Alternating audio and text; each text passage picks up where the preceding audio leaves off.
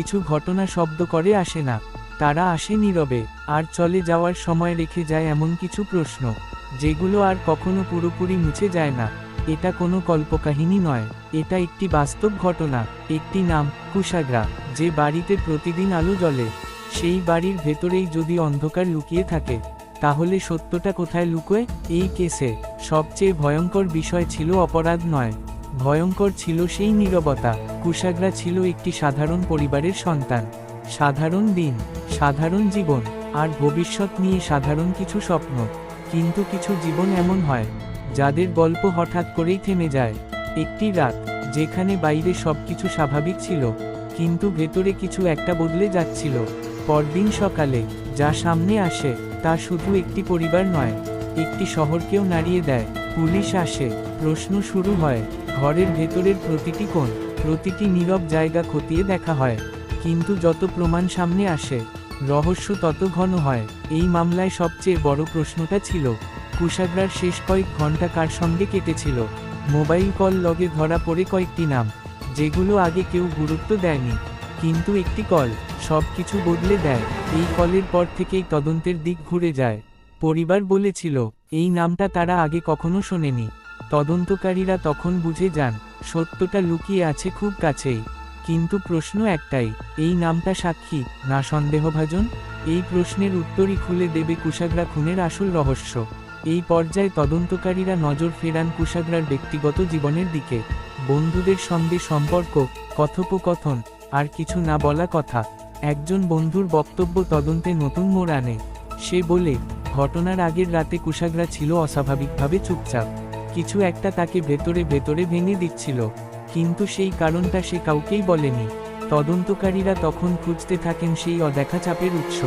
একটি ডায়েরির পাতায় মেলে কিছু অস্পষ্ট ইঙ্গিত, যেগুলো সরাসরি কিছু বলে না, কিন্তু অনেক কিছু ইঙ্গিত করে। এই ইঙ্গিতগুলো মিলিয়ে নিতে শুরু করে তদন্ত, এবং ধীরে ধীরে সামনে আসে একটি নাম। এই নামটাই কি সবকিছুর চাবিকাঠি, নাকি এটা আরও বড় রহস্যের শুরু? এই নাম সামনে আসার পরেই তদন্তে নেমে আসে অস্বস্তিকর নীরবতা। কারণ এই নামটা শুধু পরিচিত নয়, এই নামটার সঙ্গে জড়িয়ে ছিল পুরনো কিছু ঘটনা, যেগুলো কখনো প্রকাশ্যে আসেনি। তদন্তকারীরা আবার খতিয়ে দেখেন অতীতের নথি, এবং তখনই মেলে এক অদ্ভুত মিল। এই মিলটা কাকতালীয় মনে হয়নি, বরং এটাকে ঢেকে রাখা হয়েছিল অনেকদিন ধরে। প্রশ্নটা তখন আর কে নয়, প্রশ্নটা হয়ে দাঁড়ায় কেন। এই কেন এর উত্তরেই লুকিয়ে ছিল পুরো সত্য। কিন্তু সেই সত্য প্রকাশ পেলে বদলে যেতে পারত অনেক জীবন, আর সেই কারণেই সত্যটা আটকে ছিল অন্ধকারেই। তদন্ত তখন পৌঁছে যায় সবচেয়ে স্পর্শকাতর জায়গায়, যেখানে সত্য আর সম্পর্ক মুখোমুখি দাঁড়ায়।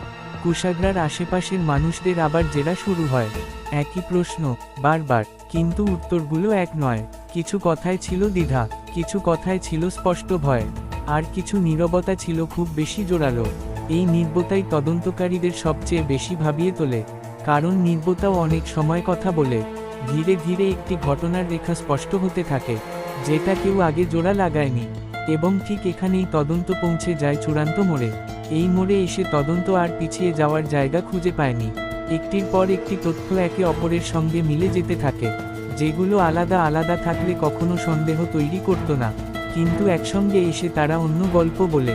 তদন্তকারীরা তখন আর অনুমান করছেন না, তারা নিশ্চিত কিছু খুঁজে পেয়েছেন। একটি সময়রেখা তৈরি হয়, যেখানে কোনো ফাঁক আর থাকে না।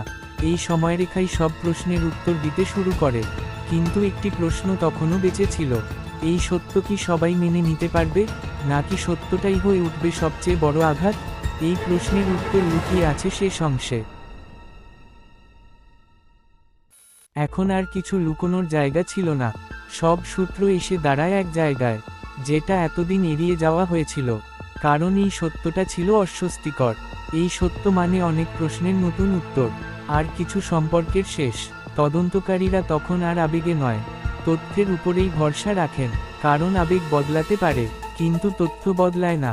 এই তথ্যই নিয়ে যায় আমাদের শেষ সত্যের দিকে, যেটা কুশাগ্রা খুন কেসের সবচেয়ে কঠিন অধ্যায়। এবং সেই অধ্যায় শুরু হয় এখন। শেষ সত্যটা সামনে আসার পর আর কিছু বলার প্রয়োজন পড়েনি, কারণ উত্তরগুলো নিজেরাই কথা বলছিল। যা এতদিন আড়ালে ছিল, এখন আর লুকোনো যায় না।